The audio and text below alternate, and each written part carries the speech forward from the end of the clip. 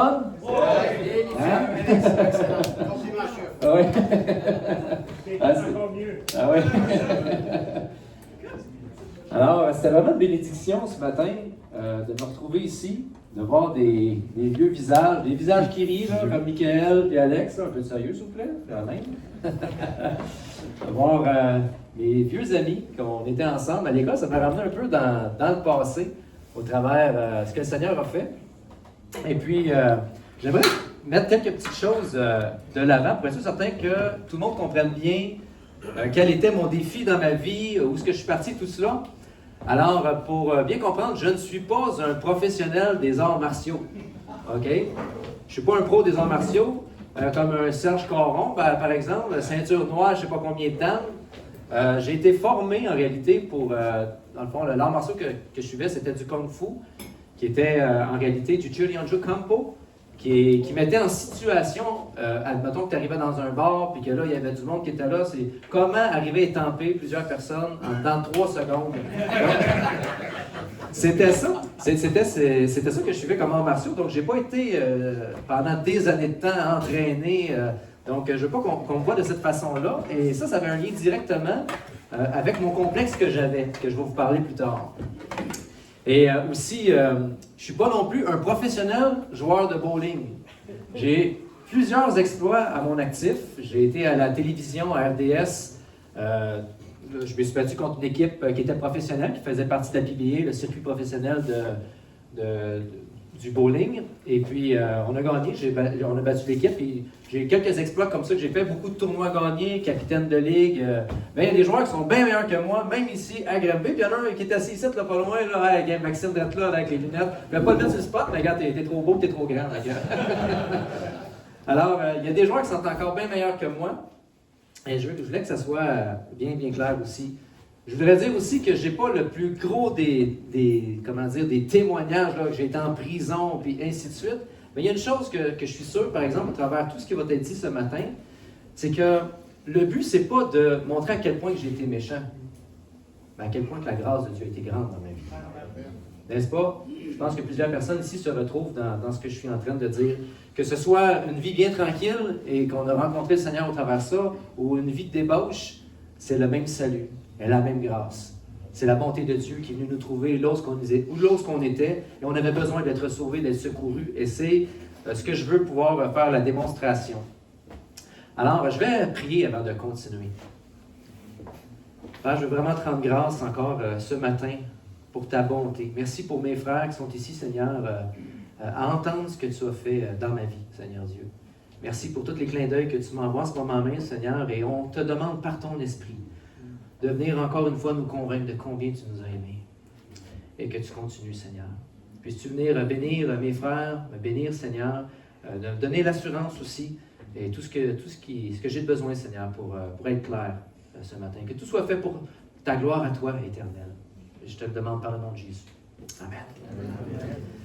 Alors, je m'appelle Gabriel Véronneau, j'ai 38 ans. Je suis en ce moment, je suis président d'une compagnie. J'ai parti d'une compagnie il y a 3 ans. Une vraie bénédiction de Dieu que j'aurai le temps de vous parler de quelle manière est-ce que le Seigneur a agi dans ma vie au travers de ma conversion.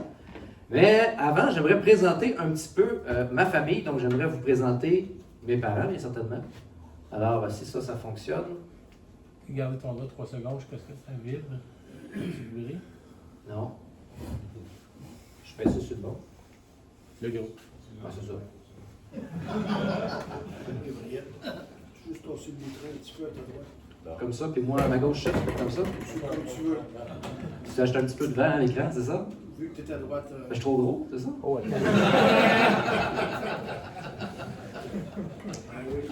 C'est ça, hein, ça? Ah oui. Bien, justement, ça va en venir à. Je voulais en parler de cela. Que dans tout le témoignage que je vais faire, je veux que tous puissent bien comprendre le complexe que j'avais dans ma vie. Et c'est de cette manière-là, ça a été un peu comme... Oh, excellent.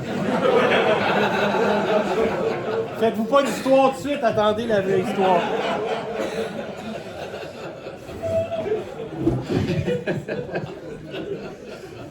Alors, toute ma vie, j'ai eu un complexe, celui de ne pas être gros, de ne pas être grand. Et j'ai été intimidé toute ma vie par rapport à ça, surtout quand je suis rentré au secondaire, quand que j'ai commencé à être un ado. Et puis ça, j'en souffrais. Imaginez-vous, pour vous mettre un peu dans le contexte de ma propre vie, imaginez-vous entendre chaque jour, par plusieurs personnes différentes, que ce soit des inconnus, la famille, des amis, collègues de travail et tout le restant du monde, chaque jour, vous entendez, pour être un homme, il faut mesurer 6 pieds, il faut peser 200 livres. C'est ça, être un homme. Hein? Ton gars, on va faire un homme avant toi. Ou bien encore, la grosseur d'un barreau de chair est tellement belle qu'on peut voir à travers toi. Imaginez-vous, vous l'entendre une fois, ça peut être drôle. Mais quand vous l'entendez tous les jours pendant des années de temps, ça brise un homme. Parce que ça l'a créé en dedans de moi un monstre.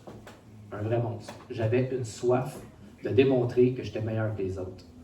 Ce qui m'a amené à une agressivité, une colère. Puis toute ma vie, ce que j'ai voulu, c'était de démontrer que j'étais plus fort et meilleur que les autres. Alors, je vivais dans cet orgueil-là. Alors, je vous mets en contexte un petit peu de ma vie avant de continuer, comme ça, vous allez pouvoir faire des liens avec ce que je dis. Alors là, c'est vraiment vrai. Alors, ma famille, vous allez mieux comprendre, vous allez voir la photo de mon père et ma mère. Bon, je vous présente mon père et ma mère. Chuck Norris, Wonder Woman, là, vous comprenez mieux quand que vous me voyez, hein? La barbe, Mais, je pense, la barbe. Ouais, c'est ça. Mais, vous savez, mon père, quand on était jeune, avec toutes les histoires qu'il nous racontait, on le voyait, mon frère il est ici, on le voyait vraiment comme un Chuck Norris. Il y avait tout le temps des histoires pas croyables.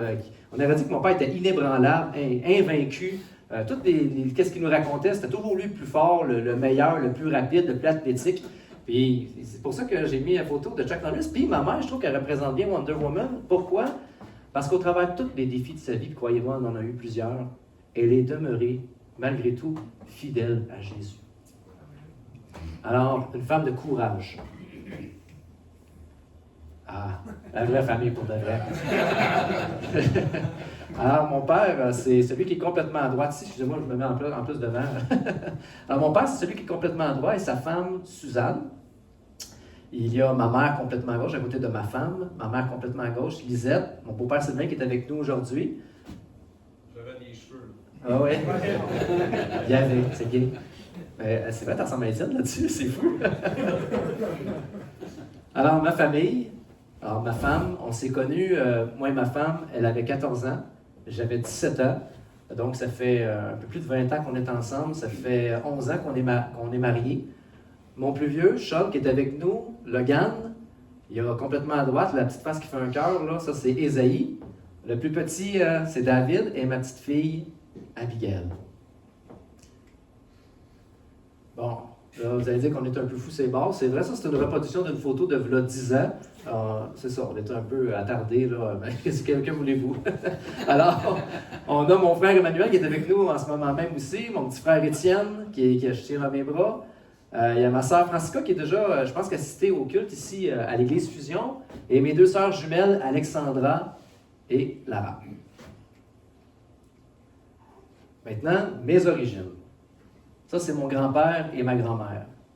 Je vais vous raconter une histoire. Nous, on n'est pas des Véronneaux. Je m'appelle Gabriel Véronneau, mais je ne suis pas un Véronneau.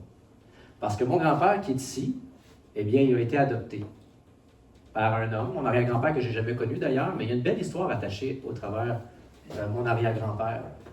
Il a adopté mon grand-père qui a eu une vie olé pas mal. C'était vraiment quelqu'un de... Disons qu'il n'y avait pas fret aux yeux, comme on dit en bon québécois. Et même mon arrière-grand-père, c'était une personne qui était extrêmement riche. Il y avait une cour à scrap d'avion, il y avait des ports même jusqu'aux États-Unis, il y avait des terrains, il y avait de l'argent, c'était millionnaire, très très riche. Et un jour, mon arrière-grand-père a rencontré mon grand-père, puis il lui a dit, écoute, gars, j'aimerais ça régler qu'est-ce qui est niveau testamentaire. Il avait apporté des papiers avec lui, puis j'aimerais ça qu'on règle qu'est-ce qu'il y a au niveau des testaments pour qu'on puisse, si j'ai à partir l'esprit tranquille. Mon grand-père s'est pas soucié de ça. Il a dit, garde, tu t'arrangeras avec ça, tu mettras ça sur mon héritage, je ne veux pas avoir signé quoi que ce soit, je m'en soucie pas, je m'en fous. Et puis, pour quelle raison, j'en ai aucune idée pourquoi. Mon arrière-grand-père a divorcé avec mon arrière-grand-mère, s'est remarié avec une autre femme qui, elle aussi, avait des enfants. Et pas longtemps après avoir eu cette discussion-là, il est décédé. Et tout l'héritage, à part un petit peu d'argent, est allé à mon grand-père, mais tout l'héritage au grand complet est allé à sa femme. C'est la femme qui venait de marier, qui ne faisait pas partie de la famille. Qui, elle, à son tour, un an, même pas plus tard, est décédée, qui est allée à ses enfants à elle. Tout l'héritage au grand complet des Véronneaux s'est retrouvé dans les mains des inconnus. C'est important l'héritage. On va y revenir tantôt. C'est important de signer les papiers. C'est important de signer le papier, oui. Puis de se préoccuper. Alors, mon enfance. Quelques petites photos, là, dans le fond, c'est pas compliqué. Entre les deux qui sont là, c'est le plus beau des deux, là, à gauche. L'autre, c'est mon grand frère qui est avec nous autres. Alors, c'est des petites photos comme ça. Alors, j'ai grandi, en réalité, à l'âge de 4-5 ans. Mon père et ma mère ont divorcé. Donc, ma mère a rencontré Sylvain. Mon père a rencontré Suzanne, qu'on a vu sur la photo précédente. Et ma mère, elle, puis Sylvain, était chrétien. Et mon père, lui, il allait à l'église avant de divorcer, tout ça, et il a décidé d'abandonner complètement ce qui touchait à la foi. Donc, c'est mon grand-mère et mon grand-père qui a pris soin de nous pendant un petit temps, au départ, quand ils ont divorcé. Et par la suite, on était allé habiter chez ma mère, puis on voyait mon père une fin de semaine sur deux. Et c'était vraiment tout un contraste, parce que pendant que j'habitais chez ma mère, on allait à l'église, la Bible, la prière, c'était super important. Et chez mon père, c'était complètement l'inverse. C'était les jeux vidéo, on pouvait s'asseoir à la table des adultes qui étaient là, puis ça avait toutes des conversations que vous imaginez bien qu'est-ce qui peut être dit à une table d'adultes qui ne croient pas au Seigneur, hein, qu'est-ce que ça peut bien dire. On est exposé comme à des messages, olé, comme on dirait. Et mon père était une personne vraiment que la foi faisait plus partie de sa vie, donc on écoutait des films d'horreur, d'action, pornographiques, direct devant nous, devant les enfants. Et déjà, dès ma jeunesse, on avait vraiment c'était une séparation entre aller à l'église puis mon père qui vivait de cette façon-là. Alors, on était un peu perturbés au travers de ça, on ne savait pas trop comment gérer ça, on était jeunes. J'aimerais dire par rapport au divorce, justement, j'ai pensé à ça tantôt. Vous savez, aujourd'hui, on vit dans un monde dans lequel on prône beaucoup le divorce. On dit par exemple, faites-vous-en pas, les enfants vont s'adapter, puis on essaie de rendre ça beau en disant qu'il va y avoir plus de cadeaux à Noël, plus des belles familles, ci puis ça. Et puis on essaie de rendre ça beau, mais vous savez, ça brise quelqu'un. Puis je dis pas ça parce que je veux faire rendre mal mon beau-père, quoi que ce soit, c'est ce qui s'est passé, que voulez-vous, c'est de cette façon-là. Mais on s'en remet pas aussi facilement que ça d'un divorce, quand on doit vivre au travers des inconnus qu'on connaît pas trop, de quelle manière que ça fonctionne. Et si jamais il y a un fruit qui pousse dans un divorce, plus tard, c'est pas parce que c'était une bonne décision nécessairement, mais c'est vraiment parce que c'est la grâce de Dieu qui est de nous couvrir notre faute. Hein? Alors, je ferme la parenthèse, une petite pensée par rapport à cela. Alors, c'est cela. Donc, on vivait chez mon père, on vivait chez une fin de semaine sur deux. J'étais chez ma mère après le restant du temps. Et là, je grandissais. On allait à l'école, c'est pour ceux qui ont connu ça, je suis sûr qu'il y en a plusieurs, l'école héritage. Oui. Hein, vous avez connu ça. Vous savez, j'ai pas vu vraiment de différence, honnêtement, à part des professeurs, entre, par exemple, de quelle manière est-ce qu'on se comportait en tant qu'élève dans une école chrétienne qu'en dehors de l'école chrétienne. C'était n'importe quoi qu'est-ce qu'on vivait. Kevin, je ne sais pas si tu t'en rappelles un peu, c'était le free for all, là, comme on dirait bien. On niaisait. Écoute, nous autres, on était mêlés avec les Anglais. On était à l'école héritage. Hey, ça, c'était le party, ça. C'est pour ça que ça s'en rappelle. On avait donc hâte à la cour de récréation, parce que là, les Anglais, ils étaient là. Puis là, c'était les Français contre les Anglais. C'était Braveheart V2, version 2. C'était le combat. Écoute, là, la guerre était pognée là-dedans. On avait donc ça. Puis à un point tel que c'était rendu n'importe quoi, qu'ils ont décidé à un moment donné de séparer les récréations. On n'avait plus le droit de prendre non, on n'avait pas le droit de prendre nos récréations avec les Anglais. Tu sais, les Anglais en place? Désolé, j'étais un peu foufou, mais c'est bon. Et écoutez, à l'école, je réussissais pas pantoute, non. Vraiment pas. J'avais un TDAH plus. Je n'étais pas capable de rester assis sur une chaise, puis je n'étais pas capable d'y arriver. Et puis, j'ai grandi avec certaines personnes qui sont ici, avec Michael qui est là. On a fait 1001 coups ensemble aussi. Rappelles-tu quand tu m'avais appelé? Il faut que je vous raconte ça. Rappelles-tu quand tu m'avais appelé? Ça faisait genre 3 ans que j'avais volé quelque chose d'un dépanneur. Puis là, tu m'avais dit, hey, j'ai dit à ma mère, il faut que tu te dises à la tienne à cette heure. Ça faisait 3 ans que j'avais volé une barre de chocolat. J'allais voir ma mère, tu sais, il y a 3 ans, j'avais volé une barre de chocolat. Hey, ça se peut-tu que c'est les rebelles de la place qui se retrouvent ici? C'est fou, hein? Non? La grâce de Dieu. En tout cas, toutefois. Alors, c'est ça, j'avais une tendance vers le vol et tout ça. Puis à un moment donné, au fil du temps, j'ai grandi. j'ai décidé de déménager chez mon père avec mon frère et ma soeur. On voulait connaître mieux notre père, on le voyait juste une fin de semaine sur deux. On a pris comme résolution, ça a brisé le cœur de mon beau-père et de maman, on a décidé d'aller habiter chez notre père. Puis certainement que notre intention, c'était de quitter la foi et de vivre enfin pleinement notre liberté, tu sais, là. Alors, mon père, lui, on pouvait lâcher l'école, on pouvait faire un peu ce qu'on voulait, avoir des blondes quand on voulait. Tu sais, on avait vraiment ce qu'on peut appeler dans le monde la liberté, qui en réalité est plus l'esclavage. Toutefois, et puis, c'est à ce moment-là même que ma rébellion contre Dieu a commencé. Donc, dans mes tout débuts avec ma femme. Donc, ma rébellion a commencé quand j'ai commencé à aller à l'école secondaire. Alors, là, je connaissais personne. Moi, je ne pouvais plus aller à l'école héritage parce que je m'en allais dans un cheminement particulier, tellement que, dans le fond, vu que je ne réussissais pas à l'école, on m'a placé dans une classe qui t'apprenne à la place un métier parce qu'ils voyaient bien que ça ne servait à rien, là, tu sais. Donc, j'étais placé là-bas, tout ça. Puis, à un moment donné, c'était dans ma première semaine, je venais de rentrer à cette école-là, c'était tout nouveau, je ne connaissais pas une seule personne. Et puis, on a un cours d'éducation physique, c'est mon premier cours, et je commence à jouer au badminton, on me mêle avec une personne que je ne connais pas, puis je commence à jouer au badminton contre une autre équipe, et puis je me débrouillais quand même pas si mal au badminton. Et puis, on marquait des points, j'étais tout content, tu sais, puis tu sais, là, je vais peut-être faire ma place de cette façon-là, tu sais, parce que j'étais bon à l'éducation physique. Mais la personne contre qui que je jouais, il n'était pas content.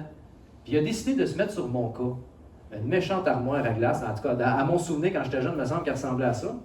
Et lui, son frère, faisait partie de la gamique. Donc, il faisait partie des Hells Angels, tout cela. Puis lui, il pensait qu'il avait le droit de faire ce qu'il voulait. Puis il a décidé de se mettre sur mon cas. Et toute l'école l'aimait. Et puis, il était vraiment fâché. Il m'a dit, toi, à la fin de la classe, je vais te casser la gueule, puis je vais me mettre sur ton cas toute l'année, je vais te faire broyer. Puis il m'a intimidé d'une façon incroyable. Je me rappelle, un moment donné, j'étais dans des casiers, je m'attendais de rien, j'étais en train de prendre mes livres pour aller en classe. Puis en arrière, avec une grosse gang, il me pogne la tête, puis il me la pète directement dans un casier en métal. Puis là, je me réveille d'abord, c'est une grosse gang, je connais personne, je ne sais pas quoi faire, puis j'étais intimidé de même pendant un méchant bout de temps. Puis là, j'avais une colère en dedans de moi, tout le monde me niaisait par rapport à ma grandeur, ma grosseur. Aucune fille voulait savoir de quoi de moi. J'avais là, une rage en dedans de moi, mais je ne pouvais pas rien faire.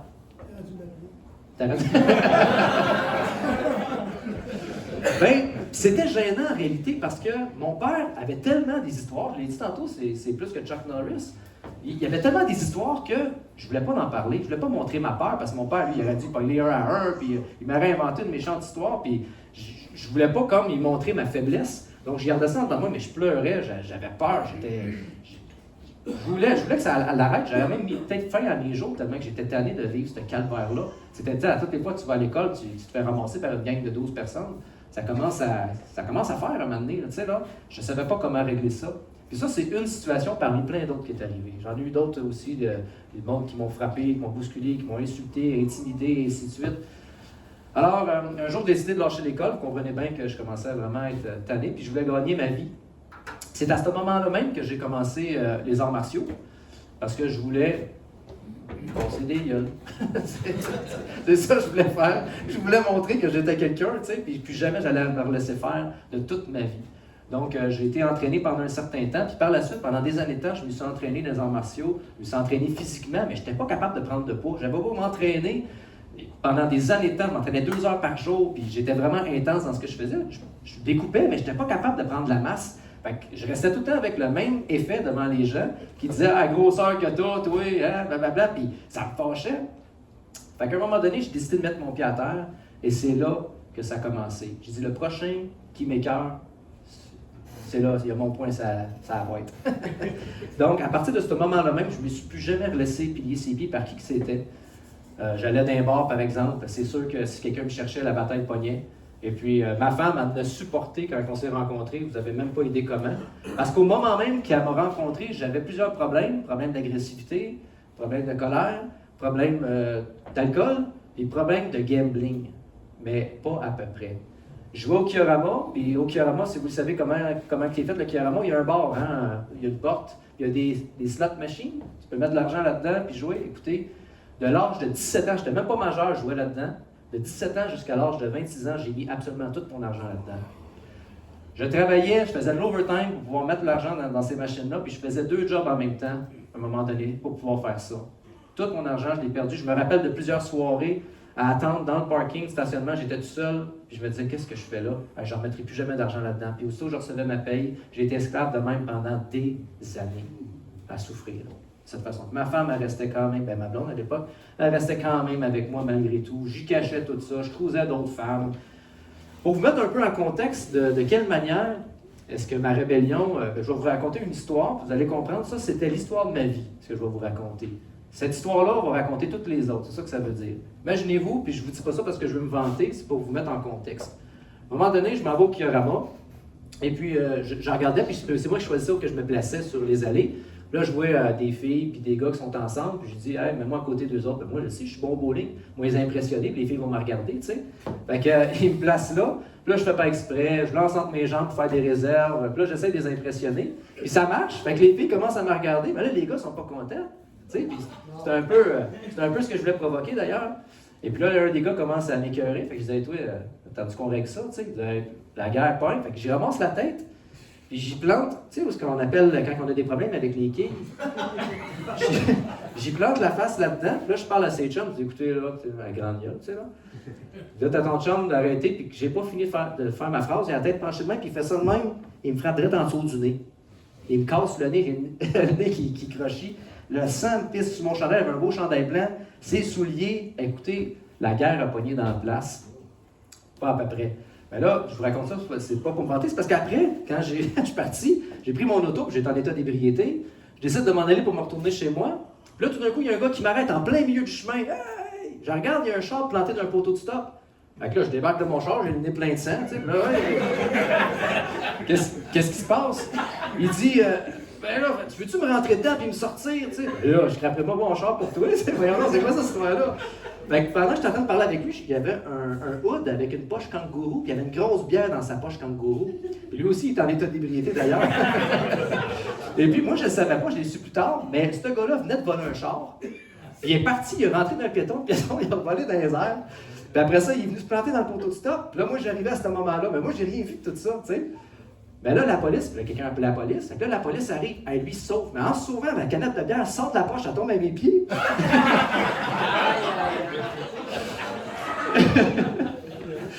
Et puis là, la police, elle tourne de coin, elle l'a jamais vu partir. Elle me voit, moi, le nez plein de sang, la canette de bière à terre, le char planté dans le poteau de stop. Hey, j'avais vu en plus, puis aïe aïe. Voyez-vous ça, là? C'est l'histoire de ma vie. De mon passé, du moins. Je pourrais vous parler du délit de fuite que j'ai fait, je pourrais vous parler des vols que j'ai fait, je pourrais vous parler de toutes sortes de choses différentes, mais c'est vraiment comme, dans des situations de même, c'était coutume pour moi. Tu sais, mon père ne revenait pas, ma femme, je revenais, mettons, là, du bar, j'allais tout dans les bars toutes les fins de semaine, la caille, la face fendue, la face fendue, je m'avais battu avec un, puis un autre, puis c'était, mais pourtant, malgré que... Montre le micro, ben oui, hein? Pas avec le menton que je parle. Malgré que je me battais, puis que je gagnais mes batailles, puis que j'avais vraiment ce caractère-là, puis que j'avais une réputation qui me précédait, le vide qui était en dedans de moi ne se remplissait pas. Les soirs, je me couchais, et souvent, je me rappelle que Dieu touchait mon cœur. Puis j'avais gardé quand même la foi en dedans de moi, tout ce que j'avais vécu dans ma jeunesse, mes parents, de quelle manière ils parlaient de la foi, de quelle manière aussi d'autres personnes sont venues me témoigner. Je me rappelle, j'évangélisais malgré que je n'étais pas croyant. Tu sais, je parlais de Jésus, puis je croyais vraiment, tu sais, mais ma vie, elle n'était pas à la lumière de Christ, bien certainement. Et les soirs, je me couchais, puis des fois, je pensais à la mort, puis ça me faisait un effet en dedans de moi là, de peur. J'avais peur de mourir, j'avais peur de devoir faire face en réalité, puis je savais que je n'étais pas à la bonne place, je n'étais pas dans le bon chemin. Hein. Et... ouais, c'est vrai, j'aurais dû mettre ça avant. 300, t'as eu ça? Plusieurs fois, oui. Puis il y en a qui a eu bien plus que... il y a eu des parties de 800 aussi, c'est encore bien plus un exploit qu'une partie de 300. Ça, c'est un affiche dans le journal quand j'ai passé, je ne sais pas si vous voyez, ici, Gabriel Véronneau et Luc Gouin du Carama Granby, on a affronté le circuit, alors que j'avais gagné la partie 245 à 246. Il y a les autres, c'est une équipe professionnelle. Il avait fait 245, on les avait battus d'une pine, toi, direct à la télévision. Puis après ça, je me suis pogné contre le champion canadien actuel. Ben, je ne sais pas s'il est encore actuel. David Simard, c'est encore lui qui est. Tu ne sais pas. En tout cas, lui, il m'a sacré une méchante volée, ça, je peux vous le dire. au bowling. Donc, ah, ben oui, c'est vrai. Alors, à un moment donné, j'en pouvais plus. J'étais tanné de vivre cette vie-là, de bataille. Et il y a certaines situations qui sont arrivées dans ma vie que Dieu m'a parlé. Donc, à un moment donné, je vais vous raconter, je ne vais pas vous parler des détails parce que ça serait trop long, mais non, je vais vous en parler des détails. Pourquoi que... Je ne vais pas gâcher une belle histoire de même. On a le temps, hein? Donc, moi, j'essayais de passer mon permis de conduire. Quand j'ai rencontré, avant de connaître ma femme, j'essayais, puis j'échouais tout le temps. Écoute, je suis sûr certain qu'à Granby, je suis celui qui essayait de passer plus souvent son permis de conduire sans l'avoir eu. Je suis tellement stressé qu'à toutes les fois que j'allais pour le passer, je faisais une erreur, tournais sur un stop, faisais pas mon stop, tournais sur une lumière rouge. Je les ai toutes faites en tout cas. J'ai juste pas bumpé le piéton encore, tu sais là. Puis, écoute, le gars, c'était rendu quasiment une blague. Tu sais, je rentrais, puis bon, c'était encore toi, puis là, j'essayais de passer mon test, ça marchait pas. Puis là, je me suis tanné. Puis mon oncle venait de me vendre un auto, c'est un Z24. Comment que c'est? Cavalier Z24. Il était beau en plus de ça, toi. Il venait de la refaire peinturer. Il m'avait dit, écoute, il me reste quasiment pas beaucoup d'argent. Vu que je t'aime, je vais te le donner pour le restant des paiements qu'il y a. Continue à faire les paiements, puis dis-moi, je pourrais le vendre bien plus cher que ça, mais dis pour toi, je vais faire ça. J'avais pas mon permis de conduire, mais j'avais un auto. J'étais bien content. Fait qu'à un moment donné, passe pas le permis de conduire, je suis là, je t'écœuré, j'ai une blonde, je veux pas passer pour un ticoun, fait qu'elle le saura pas, je vais prendre mon char pareil, même pas de permis de conduire. Donc je conduisais mon auto, j'allais la chercher, tout ça, puis à un moment donné, je pogne un accident. Ben là, je vais pas me faire attraper par la police, tu sais. Donc, je décide de clencher, mais elle m'avait rentré dans la roue arrière, et puis j'ai perdu le contrôle, puis j'ai fait des tonneaux pendant un bon bout de temps, puis le char, scrap total, là, tu sais. Ça faisait pas longtemps que je l'avais. Et puis, j'ai décidé de m'en aller de là puis fuir, tu sais. Et un moment donné, j'ai dit, ben, la plaque est sur le char, ils vont te retrouver, c'est sûr, certain. Je suis tout égratigné de partout, ils vont le savoir, ça sert à rien que je m'enfuis. Donc, j'ai décidé de virer de bord. Puis, comme ça faisait un méchant bout que je courais, ça a passé comme 5 minutes, mais ça devait faire 30-40 minutes que je courais dans les bois, tu sais. Fait qu'à un moment donné, je décide de sortir. Mon auto est en train de se faire towigner, puis la police est là. Puis là, tous les voisins ont tous sorti, tu sais, là, dehors. Il y a un paquet de monde, puis là, je m'en viens, puis la police, elle me regarde, elle dit, c'est à toi, l'auto? Et fait que je dis, ben oui. Il dit, tu peux-tu me montrer ton permis de conduire? Ben oui. Là, je sors mon temporaire, là. En tout cas, il fallait que quelqu'un conduise avec moi, quelqu'un qui avait son. Pardon? Apprenti. Ah, c'est ça, apprenti, exact. En tout cas, peu importe. Donc, j'y monte, il dit, oh, t'es dans le trouble? Oui, monsieur, je suis habitué. Fait que.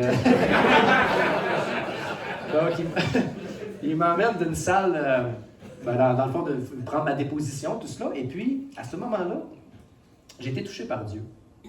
Pourtant, ça faisait longtemps que je ne priais plus ou quoi que ce soit. Mais je me rappelle, j'étais assis dans la salle, puis là, il y avait un policier qui me parlait, puis il dit, écoute, vu que tu es mineur, j'avais 17 ans, une semaine plus tard, je tombais à 18 ans. Il dit, écoute, t'es mineur, tu as le droit d'avoir un avocat gratuit, tout cela. Fait que j'ai dit, oui, je sais, mais je ne le veux pas. Le policier fait, hein? De quoi tu ne le veux pas? Non, il dit, il faut que tu le prennes. Je dis, non, je ne le veux pas. Il dit, ben pourquoi tu ne le prendrais pas? Il dit, tu sais, c'est gratuit. J'ai dit, écoute, je sais que c'est pas correct ce que j'ai fait, puis je suis prêt à payer le prix parce que je le mérite. Le policier est tombé en bas de sa chaise. Il a dit, hey, sais-tu le nombre de jeunes que j'embarque ici, puis qui me dit complètement le contraire? Il me dit, je m'en fous de ce que j'ai fait. Il nie tout, puis il en rit des conséquences à cause de leur fierté. Mais dis-toi, il était tellement touché qu'il est allé voir l'enquêteur, puis il a dit, c'est un bon petit gars. Puis, je vous le dis, j'ai eu une tape sur les doigts, cette journée-là. J'ai fallu que je paye mon char pendant 3 ans de temps que j'avais pu, parce que les assurances ne voulaient pas payer. J'avais un méchant ticket à payer, mais si j'aurais eu 18 ans, semblerait-il, je ne sais pas si c'est vrai, vous voulez me faire peur, mais ça aurait été 10 fois plus cher le ticket que j'ai reçu. 21 points d'émérite. Je ne savais même pas qu'on pouvait se rendre jusque-là. Mais ils se sont rendus jusque-là. Toutefois, alors, puis en plus, vu que je tombais à 18 ans une semaine après, c'est comme si des dossiers mineurs, c'est comme s'ils s'effaçaient, puis j'ai eu le droit de repasser mon permis de conduire pas longtemps après, puis d'avoir mon vrai permis enfin.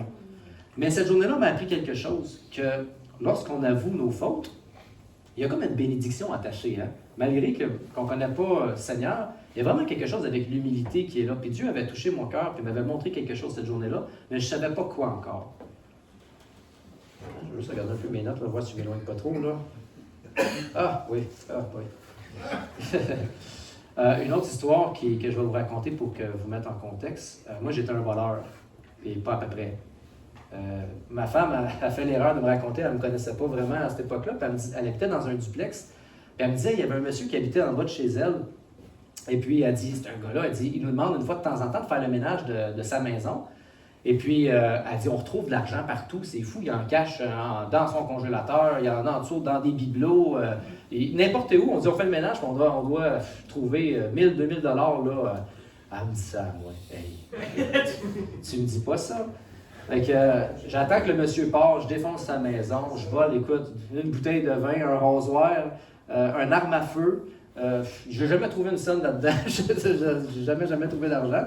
Mais j'ai volé, il y avait quelque chose qui avait attiré mon attention, c'est sur son bureau du monsieur, il y avait une montre. Il n'y avait rien d'autre à part cette montre-là qui était ouverte et était là. Puis j'ai décidé de voler cette montre-là, elle avait l'air précieuse. Donc j'ai pris cette montre-là avec tout le restant que j'avais volé, puis je suis parti. Et puis, je me sentais tellement coupable. Malgré que je faisais des affaires de même, je me sentais pas bien en dedans de moi. Puis, à un moment donné, mon père a retrouvé l'arme à feu que j'avais cachée dans sa maison à lui. Il dit, qu'est-ce que c'est ça? Là, j'ai raconté toute qu'une histoire. Hey, tu peux pas garder ça ici, on sait pas ce qui est arrivé avec cette arme-là, tu sais. Va l'acheter, va faire de quoi, mais je veux pas avoir ça dans ma maison. Puis, j'ai eu à cœur d'aller revoir le monsieur, vu que je suis un bon gars. Puis d'aller y retourner toutes ces choses, à part une chose, la montre. Parce que c'était la fête des pères. Après l'avoir volé, pas longtemps après, c'était la fête des pères. J'ai décidé d'y offrir à mon père. Mais en arrière, il y avait des gravures dessus. Elle était pour quelqu'un. Fait que j'avais tout magané ça pour pas que mon père le voie. Puis j'ai offert la montre. Alors, je décide de retourner, d'aller voir ce fameux monsieur-là. Et puis, d'y redonner tout son stock, en réalité, à part la montre. Puis là, il fouille dans le sac. J'y invente une histoire pas possible. J'ai jamais dit que c'était moi qui avais volé, là. Je vous raconterai pas ça. Mais en tout cas, il m'a cru. Ça, c'est ça qui était important dans ce temps-là. Et le monsieur a pris son arme, a pris ses affaires, puis là, il est arrivé à la fin, puis la seule chose que je voulais, il dit, il y avait une montre, que c'était la personne qui était venue me voler, une montre qu'il y avait. Il dit, c'était la montre à mon père, et c'était la dernière chose qui me restait de cet homme-là. Il avait reçu ça, c'est une montre qui n'avait pas vraiment une valeur d'argent, mais une valeur sentimentale attachée. Et puis, je me sentais mal, tu sais. En plus, il me raconte, je rentre dans sa maison, puis après y avoir raconté un méchant mensonge pour que je rentre chez eux et porter son stock. Il dit, hey, il faut que je te montre de quoi. Il tasse la porte, puis il y a un gros bat de baseball. Il dit, je te garantis que si ce gars-là, il a rendu ici, c'est ça qu'il va avoir en arrière de la tête. Il est en train de parler au gars qui l'a volé, tu sais, mais lui, il ne sait pas. En plus de ça, il dit, je vais te présenter, puis là, il trouvait que j'étais un bon gars, vu que j'avais reporté son stock. Il m'avait dit, écoute, je vais te présenter une fille.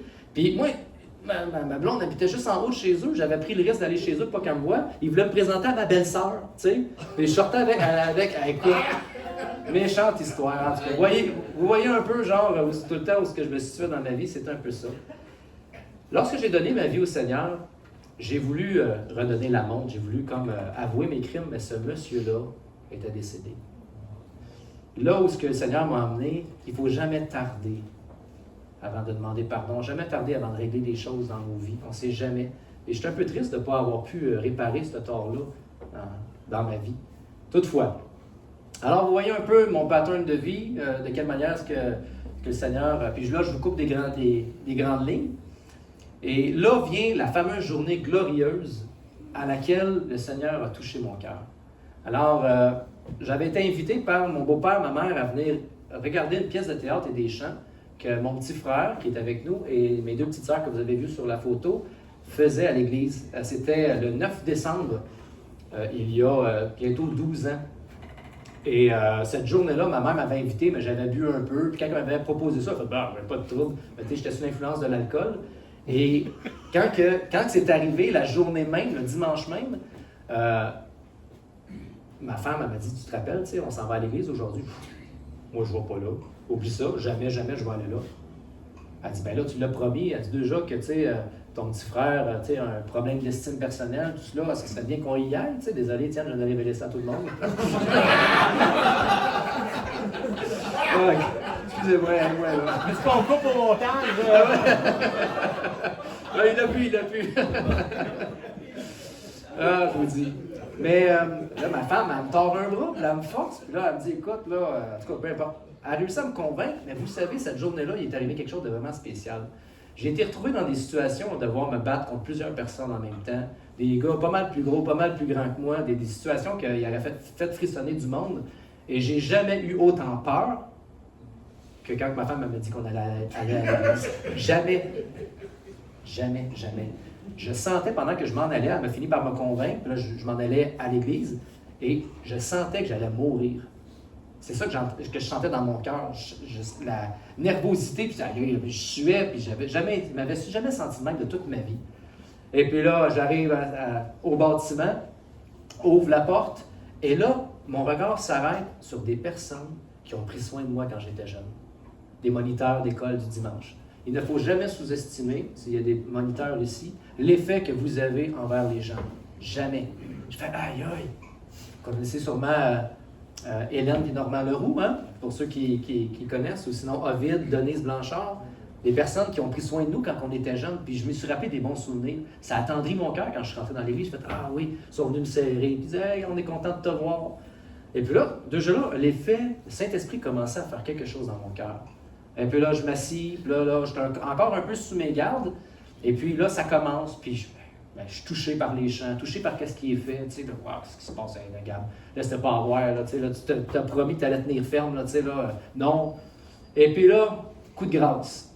Serge Caron, qui est ici avec nous, apportait une prédication, et sa prédication, je vais m'en rappeler toute ma vie, c'était « Les bonnes personnes n'iront pas dans le royaume des cieux ». Comment ne pas être attentif à un message que le titre, c'est ça? Tu sais, et si les bonnes personnes n'y vont pas, qui vont y aller? Je veux dire, c'est illogique, tu sais. Je veux dire, c'est quoi, c'est les mauvaises qui rentrent, les bonnes, ils sortent? C'est quoi? Je comprends pas.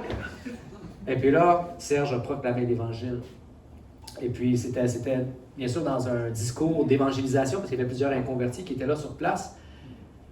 Saisi, cette journée-là, je vais m'en rappeler toute ma vie.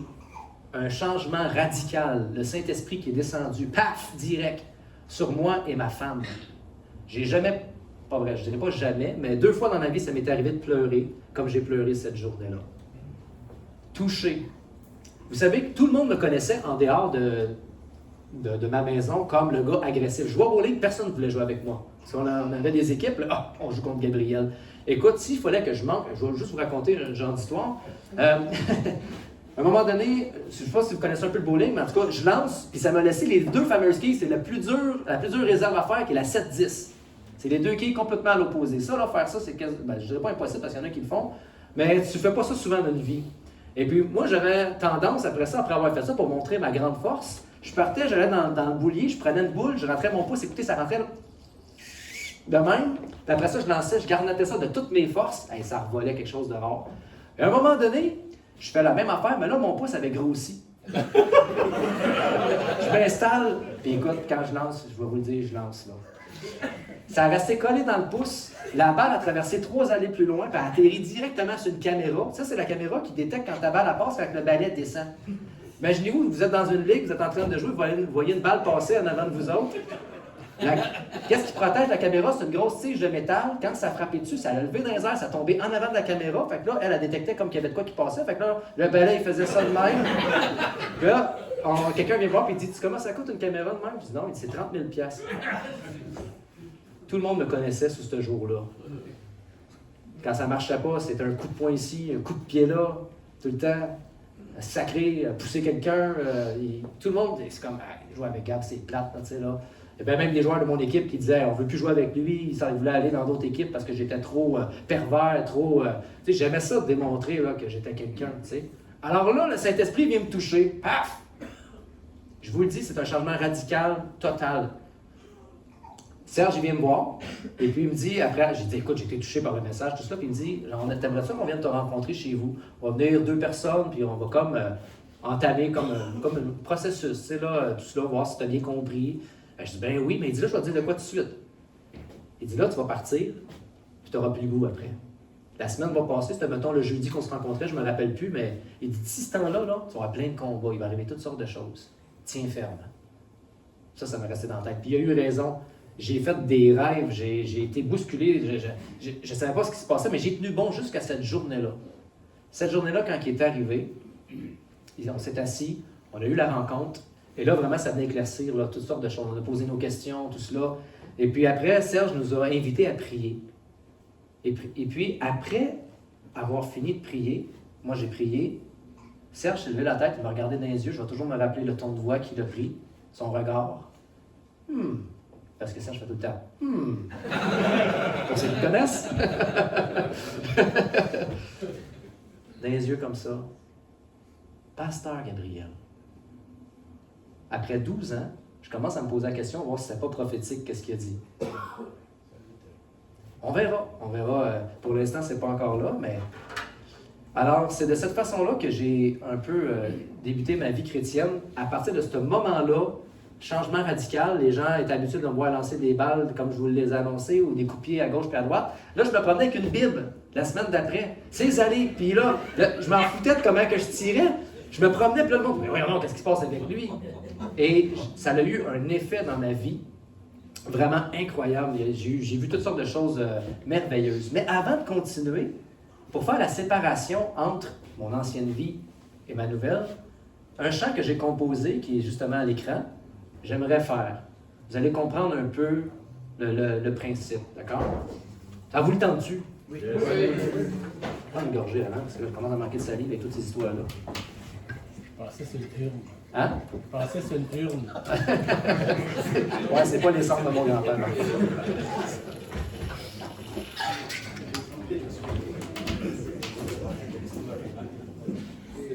Ah ben oui.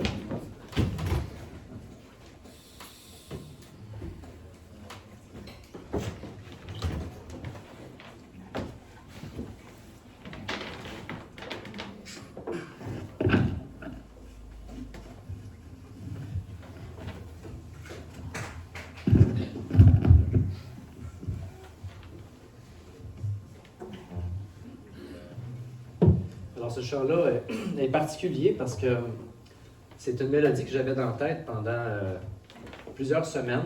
Je n'étais pas capable de placer des mots sur la mélodie. Et à un moment donné, il y a quelqu'un qui est venu voir et me dit, il y avait un monsieur qui était en train il était au diapason à Bromont et il allait mourir. Et il avait décidé par la foi de se faire baptiser. C'est Raymond Lesage, justement, qui est allé, Serge était là et tout cela.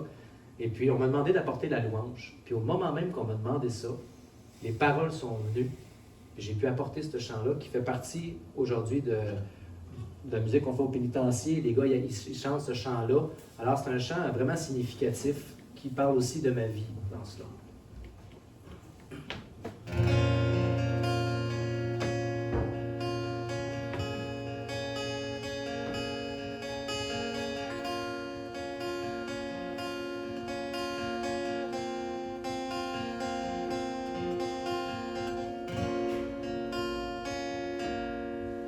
Fragile et ma vie, je m'abandonne entre tes mains. Reste l'argile que je suis, je resterai jusqu'à la fin.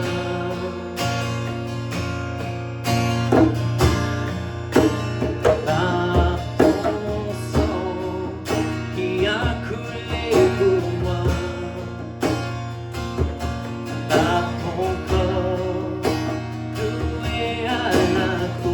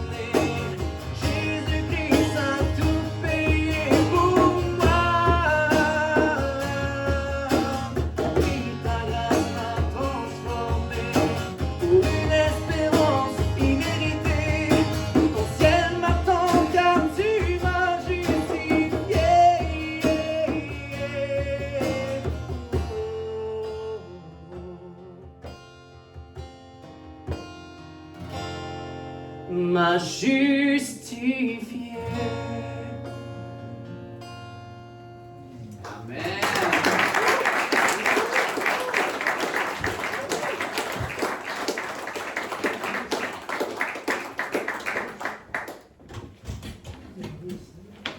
Très beau chant.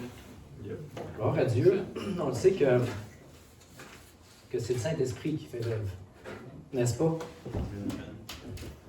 On pourrait mettre des efforts, mais vous savez, avant même de connaître le Seigneur, je ne savais pas jouer de la guitare, je savais un peu chanter, je savais aucunement, j'ai jamais été bon en poésie, tout cela. Alors je sais qu'aujourd'hui, par la grâce de Dieu, c'est vraiment lui qui a fait cette œuvre-là, dans toutes les belles choses de ma vie. Alors maintenant, ça va être le temps de parler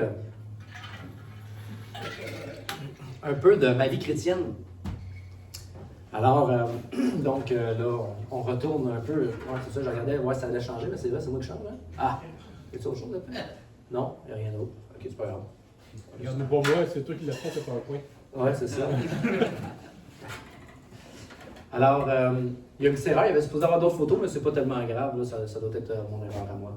La dernière était bonne. Hein? La dernière que Elle t'as était bonne, on peut la mettre, hein? Ah oui, et voilà. La croix de Christ. Alors, donc, après ma conversion, bon, là, il y a plusieurs choses qui sont arrivées. Alors, j'ai décidé de m'investir dans l'Église. Après avoir joué à peu près 1 an ou 2 au bowling, j'ai décidé de me retirer pendant un certain temps parce que je voulais vraiment m'intégrer dans l'Église, je voulais participer, puis je voulais que le Seigneur vraiment fasse cette œuvre-là dans ma vie. J'avais une grande conviction que je devais me retirer, étant donné qu'il y avait certaines tentations liées au bowling. J'ai décidé de me retirer. Et pour vous dire, j'ai vécu plusieurs libérations. L'une des libérations que j'ai reçues, ben, c'était par rapport à l'alcool. Donc, ça, c'est l'une des choses que Dieu a faites. La deuxième, j'ai pu jamais remis un seul sou. Puis, j'ai même pas la tentation ni le goût dans les machines. J'ai pu jamais. Vraiment, le Seigneur a apporté une libération totale. Le Seigneur pour ça. Gloire à Dieu. Et ma femme aussi est bien contente. Hein? On s'entend avec tout l'argent que j'ai mis là-dedans. Mais c'était essentiel pour qu'aujourd'hui, je puisse comprendre la grâce à laquelle Dieu m'avait réservé. Hein. Et une autre chose, j'ai fait une promesse devant le Seigneur. C'était celle de, Seigneur, j'ai utilisé ces mains-là pour me battre une partie de ma vie. Et à partir de maintenant, je vais pouvoir les utiliser pour servir mon prochain. Alors, j'ai plus jamais réutilisé mes poings pour frapper quelqu'un. Donc, c'est une bonne chose. Alors, c'est ça. Donc, c'est des engagements dans lesquels que je me suis investi à la violence, malgré que ça fait partie de ma vie, malgré que dans mon être intérieur, personnellement, en tant qu'homme de chair, je suis un homme violent. Ça fait partie de moi. Mais j'ai choisi de marcher dans les voies de Dieu puis de lui faire confiance au travers de ça. Alors, je n'ai plus jamais redonné un coup à quelqu'un.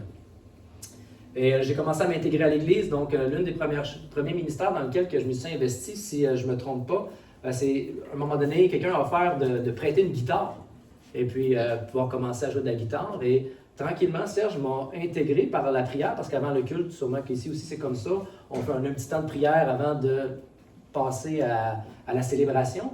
Donc, tranquillement, pas vite, j'apportais un chant ou deux, ça faisait dur, quelque chose de rare. Mais ils ont été patients avec moi, tout cela. J'ai appris tranquillement comme ça devant l'Église, jusqu'à temps qu'à un moment donné, je prenne de l'assurance.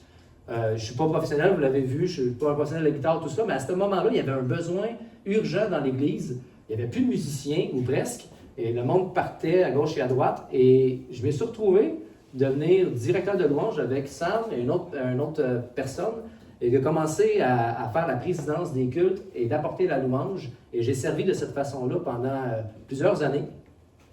Et de ce fait même, on a choisi, à travers la louange, hey, ce ne serait pas une bonne idée, tu sais, on pourrait aller dans les parcs, prendre soin des personnes qui sont là. Alors, mon frère Alain, Samuel, et je ne sais pas s'il y en avait d'autres, en tout cas, on a décidé de partir, d'aller dans les parcs, prendre soin des pauvres, des gens de mauvaise vie. Puis juste en face du parc Notre-Dame, il y a une maison de transition, pas trop loin que là. Alors, on faisait un lien parce qu'on rentrait aussi dans les maisons de transition, on allait proclamer l'Évangile. Et puis, des gars qui sortaient, mais venaient nous entendre, puis on a décidé de proclamer l'Évangile. J'ai annoncé l'Évangile pendant plusieurs années différentes. Ça bouillait en dedans de moi, j'avais besoin de parler de Jésus. Partout où mon pied est allé, j'ai proclamé l'Évangile de tout mon cœur. Et dans ma faiblesse, avec les erreurs, je l'ai fait de mauvaise façon. Le Seigneur a couvert par sa grâce, même dans ma mauvaise façon de faire, au départ, avec mon manque de sagesse. Dieu a malgré tout béni. Il y a mes amis qui se sont quand même convertis à la foi chrétienne. Alors, on voit vraiment que c'est le Saint-Esprit qui convainc. C'est pas nous, c'est pas notre à quel point qu'on est éloquent ou quoi que ce soit, mais le Saint-Esprit vient convaincre les gens. Alors, j'étais allé dans les parcs, tout cela. Par la suite, on m'a demandé d'apporter mon témoignage au pénitencier de Coansville. Alors, j'avais jamais été au pénitencier nécessairement. Fait que ça a été vraiment spécial pour moi parce que quand je suis rentré, je me suis dit, oh boy, je regardais autour de moi. Moi, je suis posé d'être ici, là. Tu sais, puis plus d'une fois. Puis c'est juste parce que je cours trop vite, puis on ne m'a jamais attrapé parce que c'est certain que c'est là que je suis supposé d'être. Je vous coupe bien des détails de ma vie. En tout cas, peu importe. Non, c'est ça, ça suffit, les histoires. Alors, on m'a demandé d'apporter mon témoignage. Je l'ai apporté. Ça a eu un bon effet. Les gars, ils ont vraiment été touchés là-bas. Alors, tranquillement, pas vite, je me suis inclus dans le pénitencier de cette façon-là. Eux autres, de quelle manière ça fonctionnait avant que je sois en charge? Ils faisaient des cercles de parole. Donc, il y avait un petit peu de louange. Donc, je servais de cette façon-là. J'allais chanter, j'allais jouer de la musique. Et par la suite, il y avait un sujet, comme par exemple la colère. Et puis, l'intention derrière, il y avait des questions, ça s'assoyait en cercle. Il y avait plusieurs personnes qui lidaient les cercles. Et là, on apportait la parole de Dieu. Puis là, on disait, ben toi, qu'est-ce que tu penses d'une telle affaire? Puis là, les gars, autour de ça, ils travaillaient. Puis à la fin, on proclamait l'Évangile de cette façon-là. C'était vraiment des beaux temps. Il y avait beaucoup de monde. Et tranquillement, pas vite, des personnes qui étaient là ont décidé de aller dans un autre ministère. Puis là, ben, la charge qui était là était vide. Alors Serge me demandait si je voulais devenir le coordonnateur de ce ministère-là. Fait que j'ai accepté. Alors, je suis devenu coordonnateur de l'ANC. Et puis, vraiment, le Seigneur fait des choses miraculeuses, spéciales là-bas. Je vous le dis, aujourd'hui, on apporte les chants là-bas. Puis, pour ceux qui viennent au pénitencier, ils savent que c'est vrai ce que je dis. Les murs n'en résonnent à tel point que les gars chantent avec conviction. Il y a des larmes, des cris de joie, des témoignages qui sont là. Dieu fait de grandes choses. Dieu a ouvert une porte grande ouverte. On proclame l'Évangile vraiment directement, très précisément. Au départ, on ne pouvait pas faire ça parce que l'aumônier qui était en place, j'étais obligé de lui donner mes feuilles, puis il regardait à savoir si j'avais le droit de dire quoi que ce soit. Fait que l'Évangile, on ne pouvait pas parler trop de l'enfer, trop du jugement, parce que c'était un aumônier qui était catholique. Donc, j'étais comme un peu restreint dans ma façon d'apporter les choses. Et Dieu a permis que cet homme-là prenne sa retraite pour qu'un aumônier chrétien prenne la place. Et là, le bal a été parti de cette façon-là. Et là, vraiment, on a pu proclamer l'Évangile avec beaucoup d'assurance. Et Dieu bénit vraiment depuis ce temps-là au pénitencier. C'est incroyable ce qu'on peut vivre. Vraiment des beaux moments. Alors, je vous ai dit tantôt que j'ai une compagnie. J'ai parti d'une compagnie il y a à peu près 3 ans. C'est une bénédiction que je veux vous raconter parce que c'est tellement important de quelle manière est-ce que Dieu bénit lorsqu'on décide d'obéir à sa parole. Alors, à un moment donné, moi, dans le fond, mon travail, c'est de livrer des meubles sur les chantiers de construction chez des particuliers. Donc, j'ai un camion, puis avant d'être à mon compte, je travaillais pour une compagnie qui m'avait engagé. Puis vu que je travaille dans le meuble depuis 21 ans, je sais comment ça fonctionne, je sais comment c'est fabriqué, tu sais, quand je sais lire un plan architectural, voir de quelle manière les meubles sont placés. Et eux, ils voulaient comme que moi, j'enseigne ça au prochain qui allait suivre, tout ça. Donc, j'ai pris le lead là-dedans, puis j'ai commencé à livrer des meubles. Donc, mais, vous savez, comment ça fonctionne? C'est qu'on livre des meubles, puis par la suite, il y a un installateur qui vient les installer, ces fameux meubles-là. Mais chacun d'entre eux a une façon différente de travailler. Donc, je devais essayer de m'adapter. Là, bon, toi, tu travailles comment? Toi, tu travailles de cette façon-là. OK, toi, tu veux une telle affaire de cette façon-là. Puis j'essaie de retenir, puis des fois, ben, quand tu as plusieurs personnes qui travaillent différemment, à un moment donné, tu fais des gaffes, tu fais des erreurs. Puis il y avait un installateur là-bas, un malcommode, oui. Ça n'avait pas d'allure. Il n'y a personne qui l'aime. Il se fait appeler, juste pour vous dire, à l'usine, il l'appelle princesse. Parce qu'il n'est jamais content. Et il se moque de lui parce que c'est vrai, c'est vraiment un homme, tu sais, là, il chiale tout le temps, il n'est jamais content. T'as beau tout vouloir lui donner, c'est jamais assez, tout ça. Et puis il a décidé de se mettre sous mon cas à moi. Tu sais, encore un autre. Alors, mais il n'a pas pogné le bon gars. Non, il n'a vraiment pas pogné le bon gars. Parce que là, Dieu venait toucher mon cœur. Puis j'ai dit, toi, tu veux me faire ça? Puis il appelait à la shop. Puis il disait, hey, t'es livreur, puis il se plaignait, puis j'y avais dit, si jamais quelque chose, dis-moi les, je vais régler le problème, inquiète-toi pas, tu sais. Il y avait des demandes très particulières. Là, il faisait pas exprès, j'ai dit, toi, mon tabarouette, là, on va régler ton problème une fois pour toutes. Fait que quand je finissais de livrer, dans le fond, on lit dans des étapes, il faut monter ça jusqu'au 4e. Fait qu'imaginez-vous un gros 20 pieds cubes, il faut pogner tous les meubles, il y en a qui pèsent 200-300 livres, on est deux, on pogne ça, il faut monter ça jusqu'au 4e étage en haut pendant 2 heures de temps. Un coup que c'est fini, j'ai dit, ben qu'on ait fini, là, mais qu'est-ce qu'on va faire? On va pogner ces outils à l'installateur, on va y monter, on va pas besoin d'y monter. Moi, l'aimer jusque-là, ce gars-là, même s'il me fait qu'est-ce qu'il fait. Alors, je descendais en bas, je pognais ces outils, puis je disais, non, c'est correct, je vais m'arranger. Non, je vais m'arranger avec le gros bandit, je partais avec ça, la grosse scie, les affaires, puis je montais ces sacs de cette façon, ça pesait 1 tonne en plus, ces affaires. Je montais ça jusqu'en haut. J'ai fait ça pendant 6 mois de temps. Après 6 mois, il est venu me voir, puis il m'a dit, OK, Gab, je pense que j'ai compris. Je pense que je t'ai jugé un peu trop sévèrement. Puis c'est devenu celui qui m'aime le plus parmi tout le restant. Quand à un moment donné, par la force des choses, je ne pouvais plus faire mon travail que je faisais, donc on m'a remis à l'usine, puis ils ont donné à contrat, parce qu'il manquait une personne avec nous.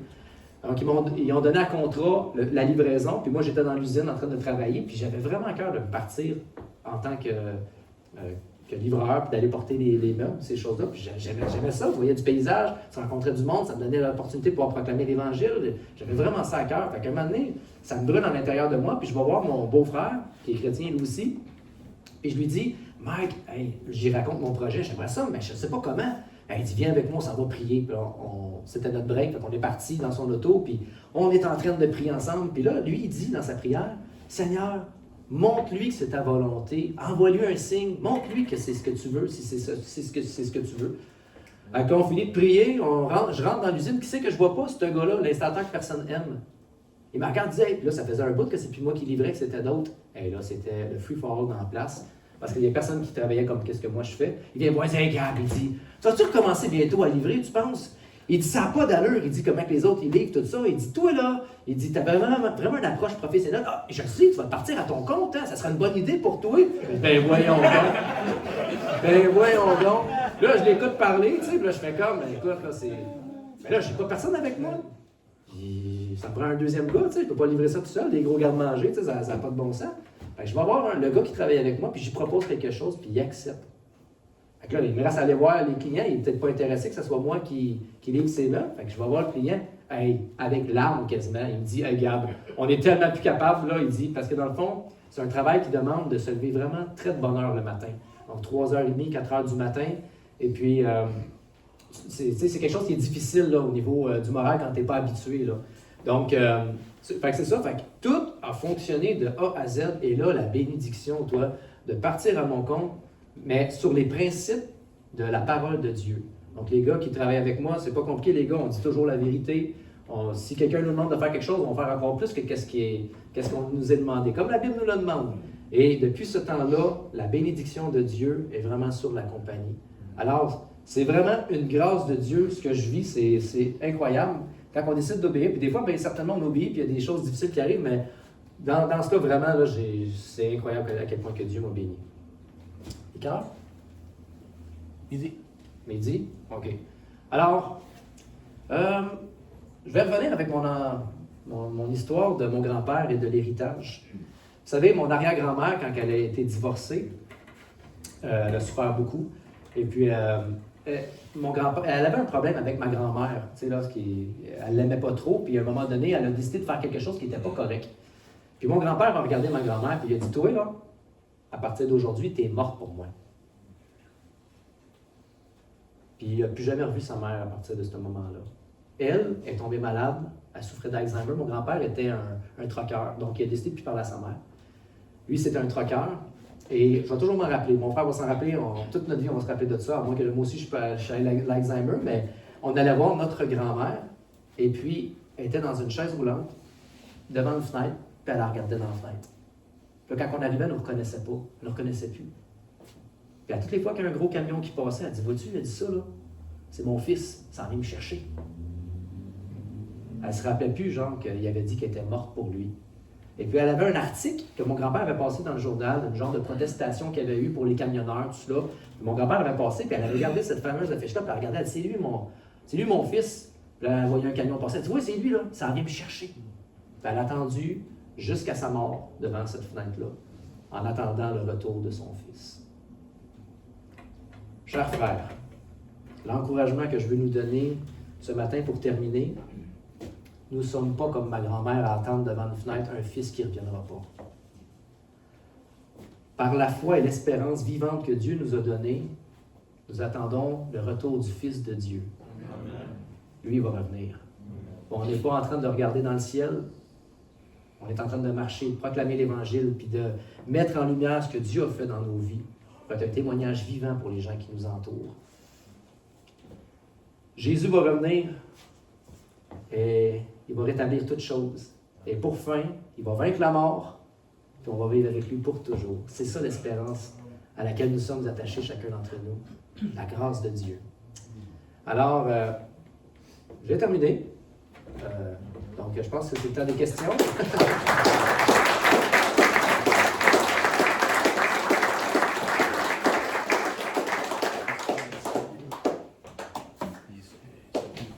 Ça va bien. Continue, Ariel. Oui, oui. Ah, si jamais vous avez des questions. Juste une formalité. Lorsque tu parles de tes grands-parents ou ceux-là, Oui. maternelle, Paternelle. Oui, Vérono. excuse, Non, non, il n'y a pas de problème, c'est parfait. C'est là. c'est supposé fonctionner Ah, sans on est fil. supposé être branché. Donc, c'est le temps. Si vous avez des questions. S'il y en a qui veulent un commentaire, question à Gabriel. Oh, oui. T'as-tu déjà eu, à un moment donné, quand il est arrivé, le monsieur, ce qui était difficile, ce client-là, tout le monde avait de la misère avec, là, Oui. l'inceste, là? Oui. T'as-tu déjà eu, tu sais, moi, j'ai toujours des fois dit, mon ancienne vie, je l'ai jetée à la peur. Oui. Ma ancienne vie. Oh oui. Ah oui, certainement. T'as-tu eu avant d'avoir la grâce de Dieu, de faire beaucoup de bonnes œuvres, ces choses, t'as-tu eu un genre de. Je vais sortir mon corps fou, t'as-tu Oh, il y a toutes les fois. Oui, ça fait partie de nous. Hein, comment dire, c'est vraiment la grâce de Dieu, le Saint-Esprit. On a toujours un réflexe humain, un réflexe charnel. Certainement, c'est arrivé plein de fois. Oh, oui, puis pas rien, écoute. Mais ce qui est spécial, je pourrais vous en raconter, écoute, là. À toutes les fois que j'ai décidé de faire sortir ma chair en tant que chrétien, Dieu m'a toujours corrigé pratiquement au moment même. À un moment donné, juste pour vous raconter ça vite fait de même, c'était parce que nous, dans le fond, le gros rush là, dans notre travail, c'est quand on arrive sur quand on arrive à été, là, avant la semaine de construction, là, les 2 dernières semaines avant la construction, c'est le free for all. Tout le monde veut tout finir, tout le monde veut tout avoir les appartements avant que le monde déménage. Et puis là, j'arrive pour livrer mes meubles, puis il y a une personne qui est en train de... Parce qu'il y a comme plusieurs personnes, c'est des mal commodes dans la construction. Y a-tu des maçons ici? Y a-tu des maçons? On va régler le problème, non? Donc, il y a... Hein? Oui, c'est ça. Ah oui. Alors, il y a une poseur de gyps aussi. Puis là, la personne est en train de poser son gyps, elle ne voulait pas nous laisser passer. Fait que mon partenaire qui est avec moi a débarqué, il est allé voir le gars, puis là, il a dit hey, on peut-tu passer, tout ça? Puis le gars, il dit tu vas attendre le temps qu'il faut. Hey, oui, il vient me dire ça. Écoute, je suis déjà fatigué, je débarque du truck. J'ai dit tu vas tout tasser? Puis tu sais, je suis chrétien. Il dit tasse-toi de là. Bon, le premier meuble que je prends pour monter au 3e étage, je l'échappe, il me glisse sur le bras, je me fais un bras au grand complet. Puis là, parmi tout le chantier de construction, au grand complet, il y en avait un seul qui était qualifié pour. Devenez, c'était qui? C'était le gars que j'avais dit de se tasser. C'est lui qui a fallu qu'il prenne soin de moi. Ouais? Alors, j'ai pu lui demander pardon pour mon attitude. Voyez-vous, c'est quand la chair sort, même quand la chair sort, la grâce de Dieu est quand même là pour qu'on puisse se rattraper. Lorsqu'on fait des choses dans notre ancienne vie, il doit y avoir un rapport à quelque chose. Alors, à qu'est-ce que tu relis la kleptomanie que tu avais? Là, excuse-moi, j'ai pas que je comprends même. Tu dis que tu volais. Oui. À qu'est-ce que tu reliais dans ta vie de ce temps-là pour faire autant ce geste? C'est une très bonne question. Moi, c'est juste le péché, je dirais. Le challenge? Ben, c'est sûr que c'était la soif de posséder, tu sais, là, d'avoir la vie facile. Puis, tu sais, c'était pour la remettre dans les machines. Tu sais, ça avait un lien avec le fait que j'avais un problème au niveau de mettre de l'argent de pour voir gambling. tes vices. Exactement. Puis, tu sais, je m'appauvrissais, puis je mangeais pas grand-chose. Puis, tu sais, j'ai pas parlé beaucoup. J'ai même quasiment pas pantoute parlé de ma femme à travers tout cela, tu sais, mais elle en a souffert beaucoup de ma part. On s'est laissé environ 2000 fois, si c'est pas 3000. Puis quand on s'est convertis toutes les deux en même temps, puis elle aussi, elle a un beau témoignage à travers tout cela. Ben, je vais vous en raconter de ma part. Autre intervention, gênez-vous pas, on en profite, Gabriel est là. S'il y en a qui réfléchissent à leurs commentaires, moi je vais en profiter pour te dire encore une fois un gros merci, Gabriel. C'est la deuxième fois que je te rencontre, puis la deuxième est meilleure que la première. Pas que la première n'était pas bonne, mais la deuxième est meilleure. C'est bon. Fait que j'ai hâte en troisième. Ben oui. Puis je veux en profiter aussi pour remercier tous ceux de l'Église Fusion. Vous êtes plus habitués de venir, mais tous ceux qui ne sont pas de Fusion, vous avez pris la peine de venir ici. Oui, c'est peut-être que vous êtes venus juste pour Gabriel. J'espère pas juste pour le bacon.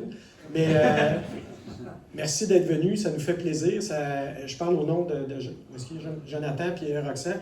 Ça nous fait du bien d'avoir un groupe plus nombreux. On était moins que ça les dernières fois. Puis je trouve ça motivant, je trouve ça bénissant qu'on ait pu vivre ça. Puis merci d'avoir été généreux dans ton témoignage. On sent que tu dis ce qu'il y a à dire, puis que, en tout cas, moi, je trouve que, même si tu n'as pas tout dit, le Seigneur t'a vraiment touché puis béni de façon assez formidable. Puis, en tout cas, moi, je vais me souvenir longtemps de ton témoignage, c'est certain. Puis là, je vois Jean-Pierre qui a la main levée. Vas-y, Jean-Pierre, sans ta voix. Juste une petite blague. C'est quoi qui a fait les saucisses? Oui. C'est quoi la recette? Est-ce que vous avez un fumoir? Non. C'est malheureux. Ça, je peux. D'abord, vous viendrez chez moi. Vous viendrez chez moi. Mais si vous voulez savoir la recette, je vous la donnerai après, ça ne me dérange pas pantoute. Excellent. Pas de problème. On s'arrangera pour l'avoir, puis on diffusera ça, tiens, dans le groupe Messenger des hommes forts. Ça va donner le goût à des gars d'aller lire qu'est-ce qu'on écrit dedans. David? Est-ce que vous avez mentionné d'avoir 38 ans seulement? Oui. Exact. C'est un CV assez bien rempli. Oui, on a parlé de la moitié du CV à peu près. Il est bien garni. Oui, mais c'est la grâce de Dieu qui... C'est ça qui comment dire... J'aimerais dire, si vous n'avez pas donné votre vie au Seigneur, c'est jamais trop tard. Seulement qu'un petit pas de foi, seulement que d'exposer son cœur, d'admettre sa faute. Une foi sincère, ça ne prend pas les bons mots, ça prend une foi qui est sincère. Dieu lit les cœurs. Gênez-vous pas pour vous approcher de lui parce qu'il ne rejette pas celui qui vient vers lui. Oui? Je voulais vous mentionner, messieurs, ça fait 3 fois, c'est la 3e fois que je viens à votre église aujourd'hui, puis moi aussi j'ai un passé assez criminel, et puis beaucoup touché par l'histoire, parce que ça me rappelle pas mal tout ce que j'ai eu, moi aussi, loin de Dieu, toutes ces affaires-là.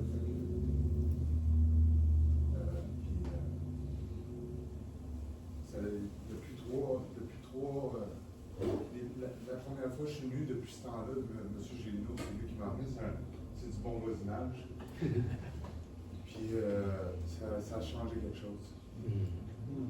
Ça a changé quelque chose. Je ne sais pas comment le décrire, mais ça change. Ça fait du bien. Gloire à Dieu. Merci. Merci, merci.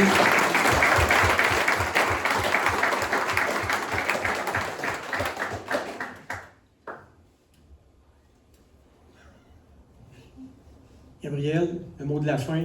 Moi, à part de dire merci puis d'avoir dit merci, écoute, Pour ça, à mon tour, je veux vous remercier d'être venu, d'entendre que le Seigneur soit glorifié dans tout ça.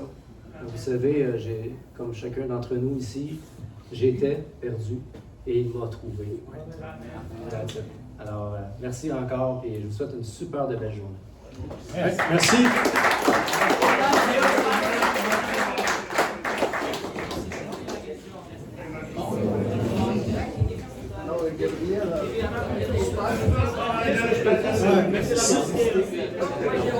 S'il y en a qui ont à cœur d'être bénis par leur épouse parce qu'ils ont fait un peu de vaisselle